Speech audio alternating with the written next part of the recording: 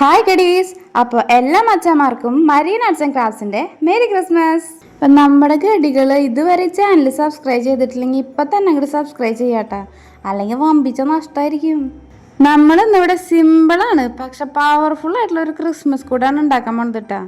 ഏത് ക്രാഫ്റ്റ് ചെയ്യാൻ അറിയാത്തവർക്കും സിമ്പിളായിട്ട് ചെയ്യാൻ പറ്റിയ ഒരു പുൽക്കൂടാണ് ഇട്ടത്. അയ്യോ എൻ്റെ ദൈവമേ, ഞാനിതൊരു പുൽക്കൂട്ട് ഉണ്ടാക്കിയില്ലല്ലോ, ക്രിസ്മസ് ആറായില്ലോ എന്ന് വിചാരിച്ച് വിഷമിച്ചിരിക്കുന്ന ആൾക്കാർക്ക് അടിപൊളിയായിട്ട് ഉണ്ടാക്കാൻ പറ്റിയ പുൽക്കൂടാണ് ഇട്ടത്. അതിനായിട്ട് ഒരു തെർമോക്കോളിൻ്റെ പീസ് അങ്ങോട്ട് എടുക്കുക. എന്നിട്ട് ഇതുപോലെ 4 ഭാഗത്തൊന്ന് പോയിൻ്റ് ചെയ്തിട്ട് കേട്ടാ. അപ്പം നമുക്ക് പണി കുറച്ച് എളുപ്പമുണ്ട്. അപ്പം എന്നിട്ട് ഈ പോയിൻ്റ് ചെയ്തിട്ടുള്ള ഭാഗങ്ങൾ നമുക്ക് ഒന്ന് ഹോള് ഉണ്ടാക്കണം കേട്ടാ. അപ്പം നമ്മൾ ഈ തുരപ്പനൊക്കെ തുറക്കണം കണ്ടിട്ടില്ലേ, അതുപോലെ നമ്മളിങ്ങനെ തുരന്നുണ്ടാക്കണം കേട്ടാ. തുരന്ന് മടയാവരുത് കേട്ടാ. മടയായി കഴിഞ്ഞാൽ പിന്നെ വല്ല പെരിച്ചാഴി പാമ്പ് കയറിയിരുന്നിട്ട് പിന്നെ എന്നെ കുറ്റം പറയാൻ വരരുത് കേട്ടാ. അതുപോലെ 4 സൈഡിലും നമ്മൾ ഇതുമാതിരി തുറക്കണം കേട്ടാ. തുരപ്പെന്ന് ഉദ്ദേശിക്കുന്നത് ഈ പെരിച്ചാഴിനെ കേട്ടോ. നിങ്ങളുടെ നാട്ടിലൊക്കെ അതിനെന്തെന്നാ പറയാന്ന് എനിക്കറിയില്ലേ. ഞങ്ങളുടെ നാട്ടിലൊക്കെ പെരിച്ചാഴി തുരപ്പൻ എന്നൊക്കെ പറയും. അപ്പൊ തുരപ്പൻ അവിടെ ഇരിക്കട്ടെ. അപ്പൊ നമുക്ക് ഇതുപോലെ 4 ചുള്ളിക്കമ്പം അങ്ങോട്ട് എടുക്കുക. അതിൻ്റെ ഒരറ്റത്ത് കണ്ട അങ്ങനെ ചെരിച്ച് വെട്ടിണ്ടാവണം. മറ്റേ അറ്റപ്പം എങ്ങനെയായാലും കുഴപ്പമില്ല, ഫ്ലാറ്റ് ആണെങ്കിൽ അത്രയും നല്ലത്. എന്നിട്ട് അതിൻ്റെ അറ്റത്ത് ഗ്ലൂ ഗണ്ണ് എടുത്തിട്ട് പശ അങ്ങോട്ട് തേച്ച് കൊടുക്കുക. എന്നിട്ട് ഓരോ കുഴിയിൽ ഇതുമാതിരി ഇറക്കി വെച്ച് കൊടുക്കുക കേട്ടോ. അപ്പോൾ ഈ ചെത്തിയ ഭാഗം പുറത്തേക്ക് ഫേസ് ചെയ്ത് നിൽക്കണ പോലെ വേണം കേട്ടോ ഒട്ടിക്കാനായിട്ട്, അല്ലെങ്കിൽ പണി പാളുവേ. അപ്പം 4 ഭാഗം നമുക്ക് അതുപോലെ തന്നെ ചെയ്തെടുക്കാം കേട്ടോ. ഈ 4 കമ്പുമ്മയാണ് നമ്മുടെ പുൽക്കൂടിൻ്റെ ബല്ലിരിക്കുന്നത് കേട്ടോ. അപ്പോൾ ഈ സ്റ്റെപ്പ് വൃത്തിക്ക് ചെയ്തില്ലെങ്കിൽ ക്രിസ്മസിൻ്റെ അന്ന് പുൽക്കൂട് ഉണ്ണീശോടെ നെഞ്ചത്താവും കേട്ടോ.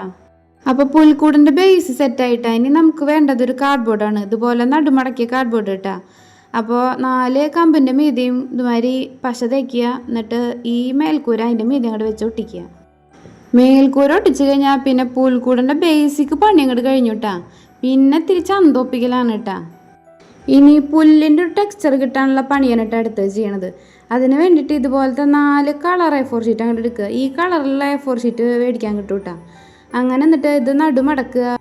മടക്കുമ്പോൾ ഒരു കാര്യം ശ്രദ്ധിക്കേണ്ടത്, കൃത്യമായിട്ട് തന്നെ നടുമടക്കണം കേട്ടോ. അങ്ങോട്ടും ഇങ്ങോട്ടും നീങ്ങി നിൽക്കരുതേ. എന്നിട്ട് ഇതേ ഒന്നുകൂടി ഇതുപോലെ മടക്കിയെടുക്കുക.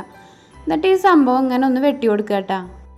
ഉദ്ഘാടനത്തിന് റിബൺ മുറിക്കണ പോലെ വെട്ടാൻ നിൽക്കരുത് കേട്ടോ. ഇത്തിരി അങ്ങോട്ട് വെട്ടിയാലേ ഈ 4 പീസായിട്ട് കിട്ടുള്ളൂ കേട്ടോ. ഇനി പീസുകൾ 4 കുത്തി ഒതുക്കുക. എന്നിട്ട് ഒന്നിച്ചാക്കുക കേട്ടോ. എന്നിട്ട് ഇതുപോലെ ചെറുതായിട്ടൊന്ന് വെട്ടി കൊടുക്കണം കേട്ടോ. അപ്പം ആക്രാന്തം മൂത്ത് വെട്ടി അറ്റം വരെ മുറിച്ച് കണ്ടന്തുണ്ടാക്കരുത് കേട്ടോ. അപ്പോൾ നമ്മൾ ഇതുപോലെ ഒരു സൈഡ് മാത്രമേ വെട്ടി കൊടുക്കാൻ പാടുള്ളൂ കേട്ടോ. അപ്പുറത്ത് ഇത്തിരി ഗ്യാപ്പ് ഇങ്ങനെ വിടണേ, എന്നാലേ നമുക്കത് ഒട്ടിക്കാൻ പറ്റുള്ളൂ. വെട്ടുമ്പോൾ ഒരു കാര്യം ശ്രദ്ധിക്കേണ്ടത്, നമ്മൾ വെട്ടി ഇങ്ങനെ ചെത്തി പോകരുത് കേട്ടോ. അതായത് ഒരേ സ്ട്രെയിറ്റ് ആയിട്ട് തന്നെ വെട്ടി കൊടുക്കണം. ചിലപ്പോൾ നമ്മളിങ്ങനെ വെട്ടി പ്രാന്താകുമ്പോൾ അങ്ങോട്ടും ഇങ്ങോട്ടൊക്കെ ചെരിഞ്ഞു പോയി ഓരോ പീസ് അതിൻ്റെ ഇടയിൽ നിന്ന് ഇങ്ങനെ പോവും. അങ്ങനെ മിസ്സിങ് ആയിക്കഴിഞ്ഞാൽ പല്ല് കൊഴിഞ്ഞ അപ്പൂപ്പൻ്റെ പോലെ കേട്ടോ നമ്മുടെ ക്രിസ്മസ് കൂട്. അപ്പം നമ്മളിതേ മാലപ്പടക്കം പോലെ 4 ആക്കി വെച്ചിട്ടുണ്ട് കേട്ടോ. 4 പീസും അതിൽ ഒരെണ്ണം നമുക്കിതേ നോക്കിയാൽ നല്ല ചന്തള്ള ഓലപ്പടക്കം പോലെ കിട്ടും.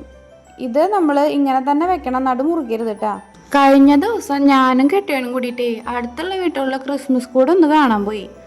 ക്രിസ്മസ് കൂട് കാണാൻ പോയപ്പോൾ ഒരു വീട്ടിൽ പോയപ്പോൾ ഒരു ക്രിസ്മസ് കൂട് കണ്ടു. അപ്പുറത്തെ വീട്ടിൽ പോയപ്പോൾ അതേ ക്രിസ്മസ് കൂട് ഇരിക്കുന്നു.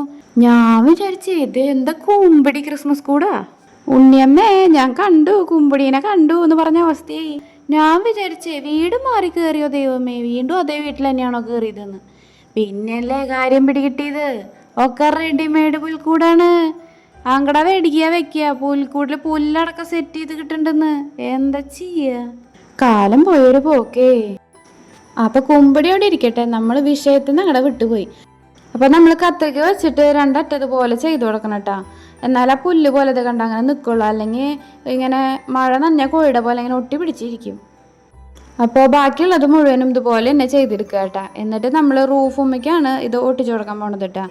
ഒട്ടിക്കുമ്പോൾ നമ്മളിത് ഇതുപോലെ അങ്ങോട്ട് പശ തേക്കുക, എന്നിട്ട് ഒട്ടിക്കുമ്പോൾ ഒരു കാര്യം ശ്രദ്ധിക്കേണ്ടത്, ചെരിഞ്ഞു പോവാണ്ട നോക്കണം കേട്ടോ. ചെരിഞ്ഞ് കഴിഞ്ഞാൽ സംഭവം വൃത്തികേടാവും.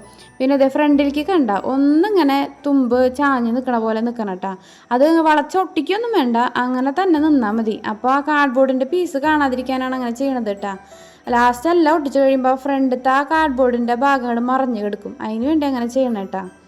അപ്പം നമ്മൾ പറഞ്ഞു വന്ന കാര്യം എന്താണെന്ന് വെച്ച് കഴിഞ്ഞാൽ, ഈ റെഡിമെയ്ഡ് പുൽക്കൂട് മേടിക്കുന്ന ആൾക്കാരോട് ചോദിച്ചപ്പോൾ പറയുകയാണേ, ഈ പുൽക്കൂടൊക്കെ ഉണ്ടാക്കുന്നത് മെനക്കെട്ട പണിയല്ലേന്ന്, കുറേ മണിക്കൂർ ഇരുന്നിട്ട് ഉണ്ടാക്കാനൊന്നും അവിടെ ആൾക്കാരില്ലയെന്ന്.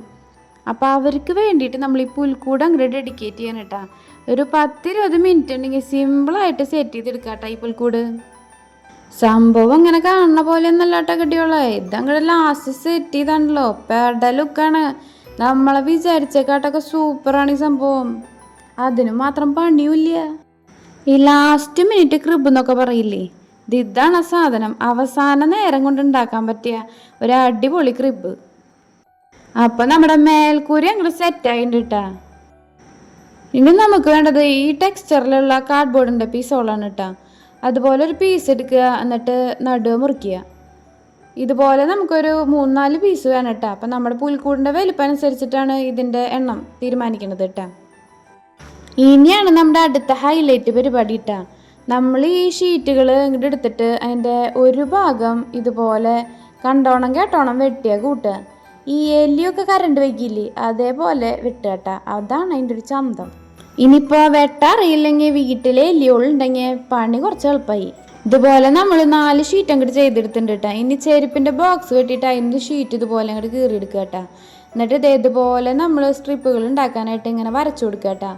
അപ്പോൾ നമുക്ക് ആവശ്യമുള്ള സ്ട്രിപ്പുകൾ ഇതുപോലെ ടിക്കിട്ട് കൊടുക്കുന്നുണ്ട്.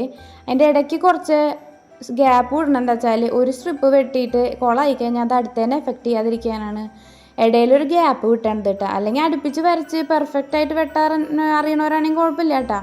എനിക്ക് അത്ര അങ്ങോട്ട് കോൺഫിഡൻസ് ഇല്ലാത്ത കാരണം കൊണ്ട് ഞാൻ ഇങ്ങനെയാണ് ചെയ്യാറ്. അപ്പോൾ ആ ടിക്കിട്ട വരകൾ മാത്രം നമ്മൾ അങ്ങോട്ട് വെട്ടിയെടുക്കുകയാണ്. ഞാൻ ഇതുപോലെ ഒരു 8 പീസ് വെട്ടിയുണ്ടാക്കിയിട്ടുണ്ട് കേട്ടോ. ഇനി ഇതിന്ന് 2 എണ്ണം വെച്ചിട്ട് ഈ ടെക്സ്ചറുള്ള ഭാഗത്ത് ഇങ്ങനെ ഒട്ടിച്ചെടുക്കുക കേട്ടോ. അപ്പോൾ നമ്മൾ ഫെവിക്കോളാണ് ഇതിന് വേണ്ടിയിട്ട് ഉപയോഗിക്കുന്നത്. ഇപ്പോൾ ഫെവിക്കോൾ ഒട്ടാൻ ഇത്തിരി ടൈം എടുക്കും കേട്ടോ. അപ്പോൾ ഒരു ക്ഷമയോട് കൂടി ഇരിക്കണം. അല്ലാത്തൊരു പെട്ടെന്ന് ഒട്ടണമെന്നുണ്ടെങ്കിൽ ഗ്ലൂ ഗൺ വെച്ച് ഒട്ടിച്ചാൽ മതിയിട്ടാണ്. ഫെവിക്കോൾ വെച്ചിട്ടാണ് ഒട്ടിക്കണമെന്നുണ്ടെങ്കിൽ ഒരു 2 മിനിറ്റ് അതൊന്ന് പ്രസ് ചെയ്ത് കൊടുക്കണം കേട്ടോ. അല്ലെങ്കിൽ അത് ചിലപ്പോൾ ഒട്ടിന്ന് വരില്ല. അതുപോലെ നമ്മൾ 4 എണ്ണം അങ്ങോട്ട് ചെയ്തെടുക്കണ്ടേ. കുറച്ച് നേരം കഴിയുമ്പോൾ അതേ നമ്മുടെ മേൽക്കൂര നോക്കിയാൽ പഴം ചവിട്ടി വീണ ഗടിയുടെ പോലെ പ്ലിങ്ങി നോണ്ടിരിക്കുന്നുണ്ടാവും. അപ്പോൾ ആ മേൽക്കൂര ഒന്ന് പൊക്കി വെക്കാനായിട്ട് ഇതുപോലത്തെ ഒരു കോലെടുത്തിട്ട് ഇത് നടുക്ക് ഇങ്ങനെ കുത്തി നിർത്തി കൊടുക്കുക കേട്ടോ. അപ്പോൾ നമുക്ക് വലിയ ബുദ്ധിമുട്ടില്ലാണ്ട് മേൽക്കൂര അങ്ങനെ തന്നെ എപ്പോഴും ഇരിക്കും. പിന്നെ ഈ കോല് കുത്തി കിടക്കുന്നത് നമ്മുടെ പുൽക്കൂടിൻ്റെ പിൻഭാഗത്താണ് കേട്ടോ. മുന്നിൽ കൊടുന്ന ആരും കോല് കുത്തി വെക്കരുത് കേട്ടോ. അബദ്ധത്തിലെങ്ങാനും ഫ്രണ്ടിൽ കൊടുന്ന് കോല് കുത്തി വെച്ച് കഴിഞ്ഞാൽ പാടത്തിൻ്റെ നടുക്ക് കോല നാട്ടിയ പോലെയാവും കേട്ടോ. പിന്നെ എന്നെ കുറ്റം പറഞ്ഞിട്ട് കാര്യമില്ലേ. ഈ കോലൊന്ന് ഉറപ്പിക്കാനായിട്ട് താഴെ തെർമോക്കോളിലൊന്ന് താത്തി വെച്ച് കൊടുക്കണം. അതുകൂടാതെ നമ്മൾ ഈ ഗ്ലൂഗൺ വെച്ചിട്ട് ഒന്ന് ഒട്ടിച്ചു കൊടുക്കുക കേട്ടോ. അപ്പോൾ ഒരു ഉറപ്പിൽ അങ്ങോട്ട് നിൽക്കും. പിന്നെ നമ്മൾ സൈഡ് മറയ്ക്കാനായിട്ട് നേരത്തെ വെട്ടിയിട്ടുള്ള ചട്ടകൾ നമ്മളിവിടെ അങ്ങോട്ട് ഒട്ടിച്ചു കൊടുക്കുന്നുണ്ട് കേട്ടോ. എക്സ്ട്രാ വരുന്ന ഭാഗങ്ങൾ നമ്മളൊന്ന് വെട്ടി കൊടുത്തിട്ടുണ്ടേ. അത് കഴിഞ്ഞിട്ട് പശ തേച്ചിട്ട് ഒട്ടിക്കാൻ പോവുകയാണേ. അപ്പോൾ 2 സൈഡിലും പശ തേക്കുക, എന്നിട്ട് സൈഡിൽ അങ്ങോട്ട് ഒട്ടിക്കുക. പിന്നെ ക്രിസ്മസ് ആയിട്ട് എന്താ നിങ്ങളുടെയൊക്കെ വിശേഷം? വീട്ടിൽ കേക്കൊക്കെ മേടിച്ചാ? പുൽക്കൂടിൻ്റെ പണിയൊക്കെ ചിലവരുടെയൊക്കെ കഴിഞ്ഞിട്ടുണ്ടാവൂലേ. ഈ കഴിയാത്തവർക്ക് ഇത് കണ്ടിട്ടുണ്ടാക്കാമല്ലോ. പിന്നെ സ്റ്റാറൊക്കെ തൂക്കി കാണൂല്ലേ. അപ്പം നമ്മുടെ പുൽക്കൂടിൻ്റെ പണിക്ക് തിരിച്ചു വരാം. അപ്പോൾ നമ്മൾ പിൻഭാഗത്ത് ഒട്ടിക്കാൻ പോകണം. അപ്പോൾ അവിടെ ഇത്തിരി ഡിസ്റ്റൻസ് കൂടുതലുള്ള കാരണം കൊണ്ട് നമ്മളിത് 2 പീസ് ഇങ്ങനെ ചേർത്ത് ഒട്ടിച്ചിട്ട് ഒട്ടിച്ചു കൊടുക്കുന്നുണ്ട് കേട്ടോ. അപ്പോൾ നമ്മൾ ഇത് ശ്രദ്ധിച്ചില്ലെങ്കിൽ വർത്താനം പറഞ്ഞ് ഇത് മുൻഭാഗത്ത് കൊണ്ടൊട്ടിക്കും. പിന്നെ ആൾക്കാരെ ഇതിനെ കയറുക. മുന്നാണോ പിന്നാണോ എന്ന് നോക്കിക്കോളോ. അല്ലെങ്കിൽ പിൻഭാഗത്ത് കൊണ്ടൊട്ടിക്കുന്ന സാധനം മുൻഭാഗത്ത് കൊണ്ടൊട്ടിച്ചാൽ സംഗതി സീനാവും കേട്ടോ. ഈ റെഡിമെയ്ഡ് പുൽക്കൂടെ എത്ര രൂപയെന്ന് അന്വേഷിച്ചപ്പോഴേ 150 രൂപ തൊട്ട് സ്റ്റാർട്ടിങ് ആണ്. 250, 300, 1000 രൂപയുടെ വരെ പുൽക്കൂടുകളുണ്ടെന്ന്. 1000 ഒന്നുമല്ല കേട്ടാ, അതിനേക്കാൾ ലെവല് കൂടിയ സാധനങ്ങളുണ്ട് മരത്തിൻ്റെയൊക്കെ. ഇത് നമുക്ക് വീട്ടിൽ തന്നെ 10 രൂപ ചിലവാകെ വരണുള്ളൂ. അത് ആ കളർ A4 ഷീറ്റ് മേടിക്കാനാണ്. പിന്നെ ഈ പശയും ഗ്ലൂഗണ്ണൊക്കെ എല്ലാവരുടെയും വീട്ടിലുള്ള സാധനം തന്നെയല്ലേ. അപ്പം നമ്മുടെ വെടിക്കെട്ട് പുൽക്കൂട് ഇവിടെ സെറ്റായിട്ടുണ്ട് കേട്ടാ. ഇനി ജസ്റ്റ് ഇതൊന്ന് പെയിൻറ്റിൽ മുക്കിയെടുക്കണം, അത്ര ഉള്ള പരിപാടി. അപ്പം ഞാൻ ബേൺഡ് അമ്പർ എന്ന് പറഞ്ഞിട്ടുള്ള ഒരു ഷെയ്ഡാണ് ഇവിടെ യൂസ് ചെയ്യണത് കേട്ടോ. ഒരു ബ്രൗൺ ഷെയ്ഡാണേ. നമ്മുടെ ബ്രൗൺ കളറിൻ്റെ ഒരു അമ്മയുടെ മോനായിട്ട് വരും. അപ്പോൾ ഇത് വെച്ചിട്ട് നമ്മളിങ്ങനെ പെയിൻറ്റ് ചെയ്ത് കൊടുക്കുക.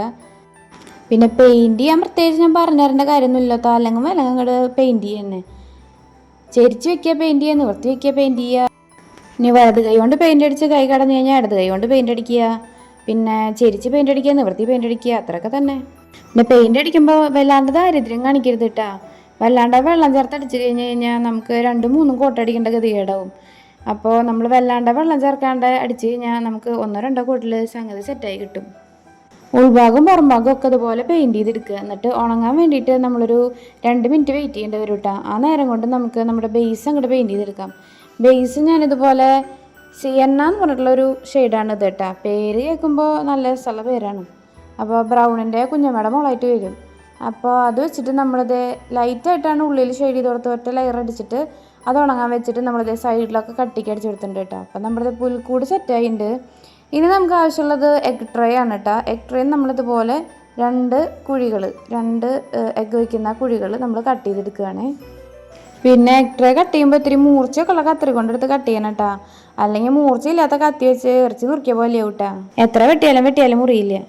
ഇനി നമ്മളത് ഈ സൈഡൊക്കെ ഇങ്ങനെ ചെത്തി കൊടുക്കണ്ടേ. പിന്നെ ഒരുപാട് പെർഫെക്ഷൻ ഒന്നും വേണമെന്നില്ല കേട്ടാ. ഒരു മയത്തിലൊക്കെ ഇങ്ങനെ വെട്ടിയെടുക്കുക. ഇത് നമ്മൾ തൊഴുത്തിൽ വെക്കാനുള്ള പാത്രമാണ് കേട്ടോ പിള്ളേരെ.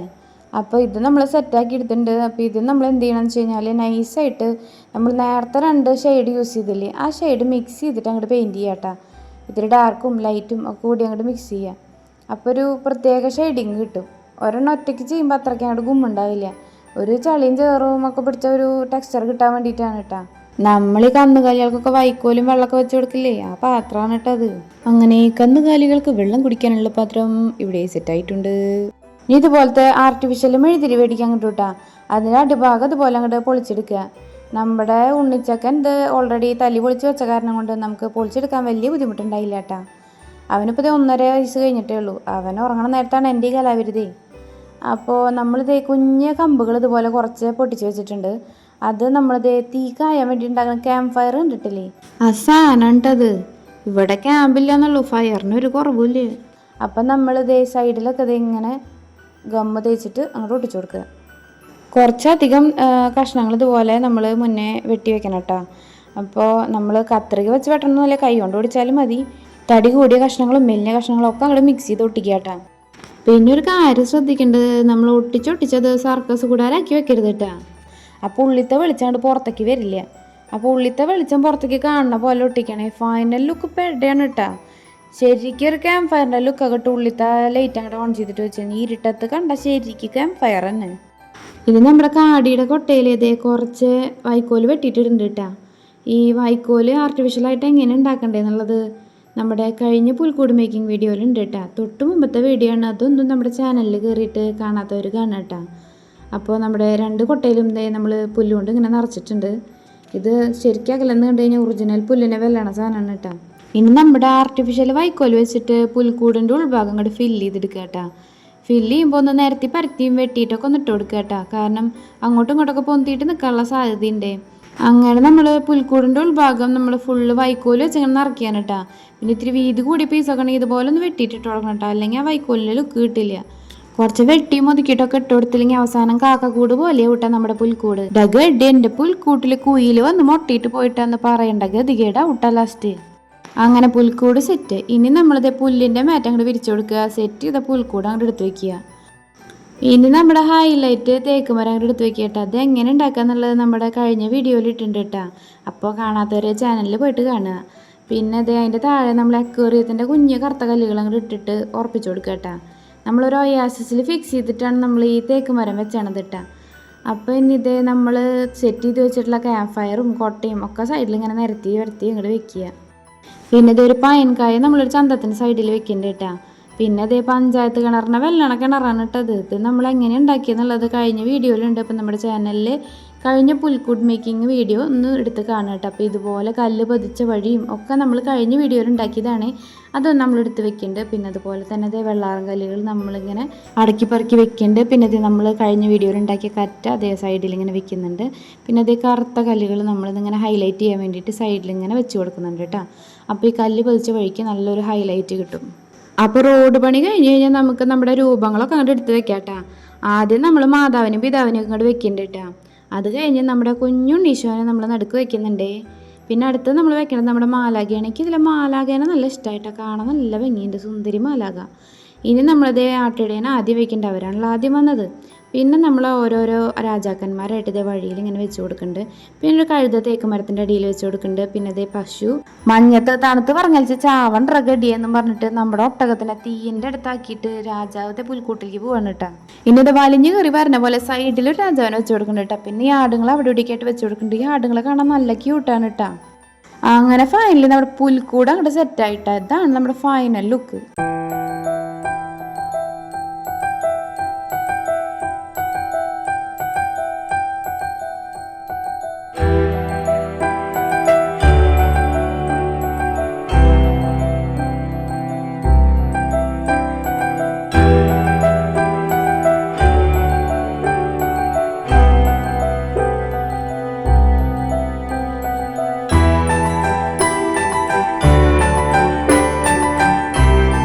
അപ്പം നമ്മുടെ വീഡിയോ ഇഷ്ടമായെങ്കിൽ ലൈക്ക് ചെയ്യുക, ഷെയർ ചെയ്യുക, സബ്സ്ക്രൈബ് ചെയ്യുക.